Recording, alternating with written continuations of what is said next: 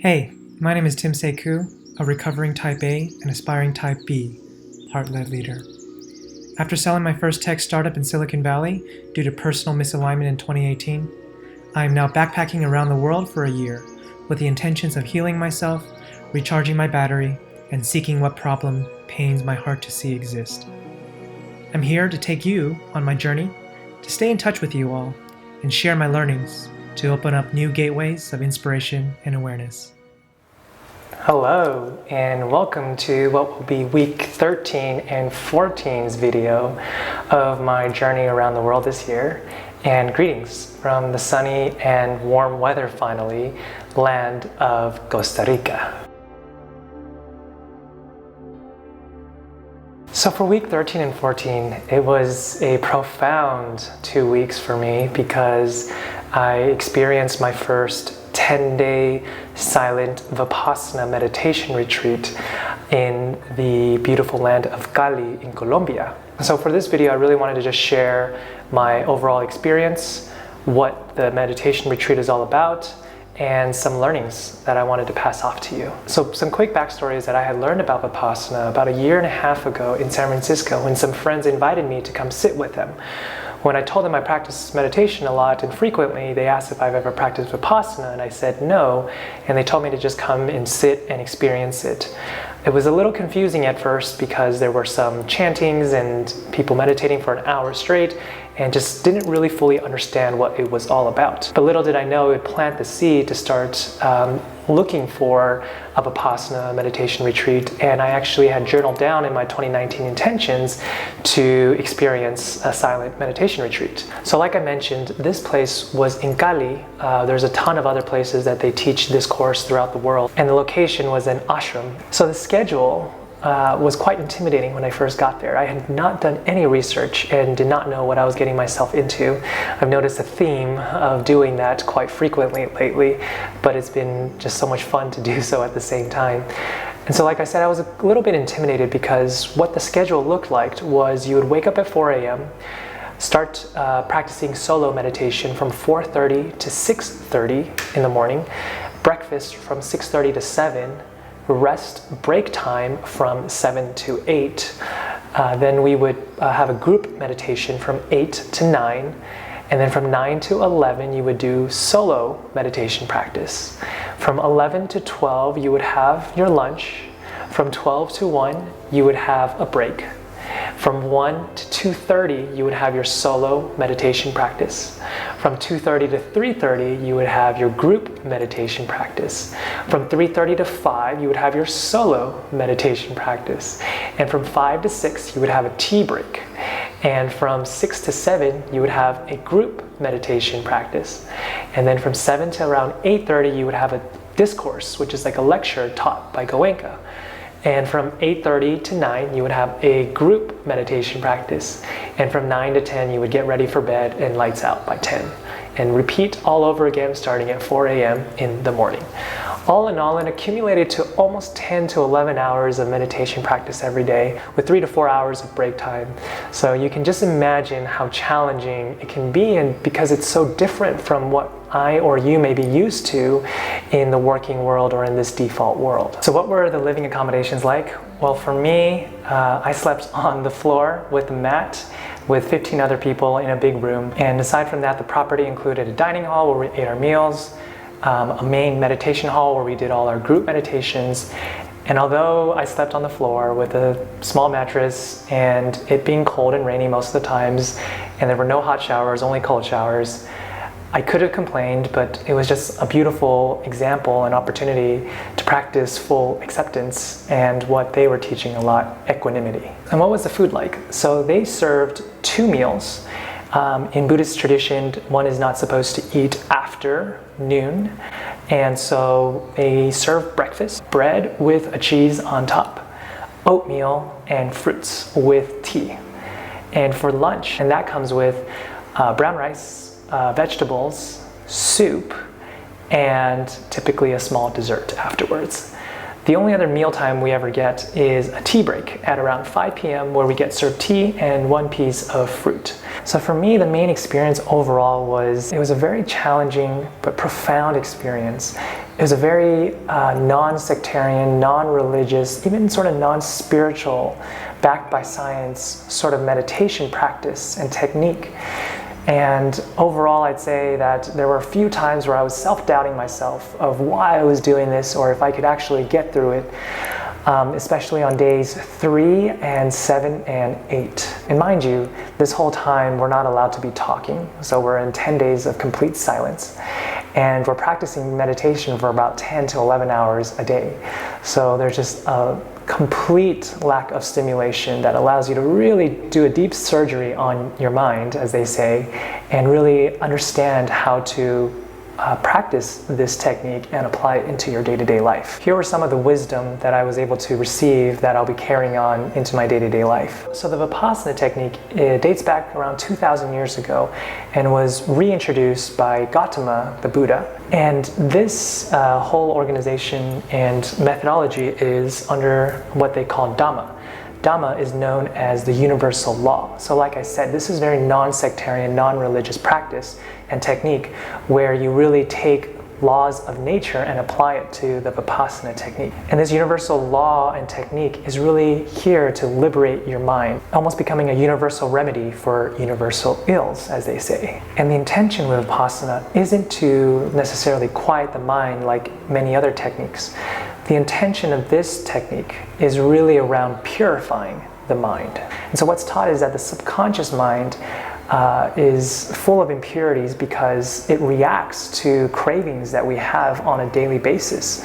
For example, whenever we crave coffee and caffeine, we react to it and just drink it when maybe we never really wanted to or regret that in the end. And this suffering of the mind derives from this concept called Buddha's Four Noble Truths. Truth number 1 is the truth of suffering, which means that we are all suffering. It sort of reminds me of, in Christianity, that I grew up with, that we are born into sin and thus we suffer from that. Truth number 2 is the truth of the origin of suffering, which is actually our desires and our cravings and attachments.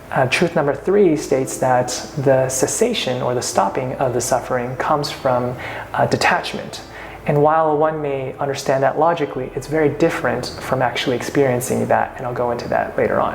And the fourth noble truth is the path of the cessation of suffering, which means there are practices that you can take, including meditation, or how you set your intentions, or how you act, how you speak, how you work, etc., etc. This eightfold path shows you how to liberate yourself from this craving and attachment. The technique of Vipassana is really meant to allow you to practice to see things the way they are.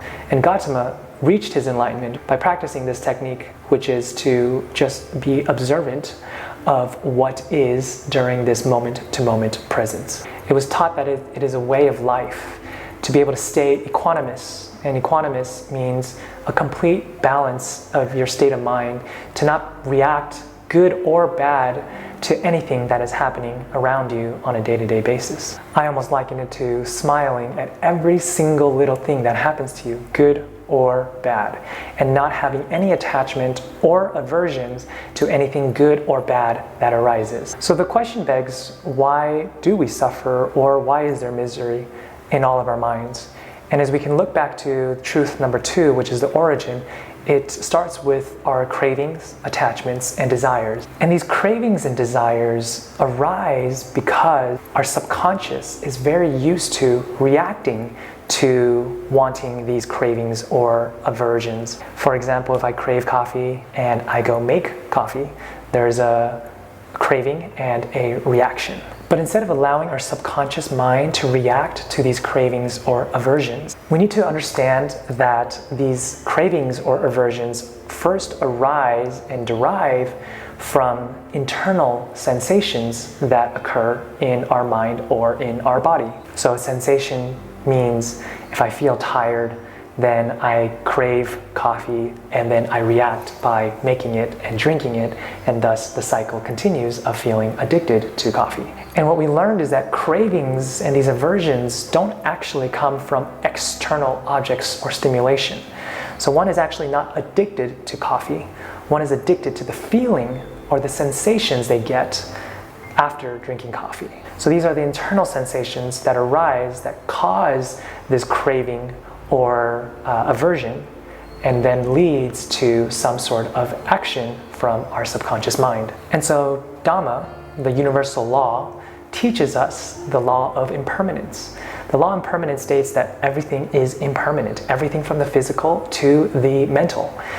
Our physical bodies are impermanent, but also our mental and internal emotions and sensations are also impermanent. So we're constantly reminded that whatever arises will also pass away. And it is just our subconscious mind that likes to react to them before we're ever even given the opportunity to just observe them and let the sensation pass away. All of this probably makes rational sense to you if you follow my logic of what I observed and learned.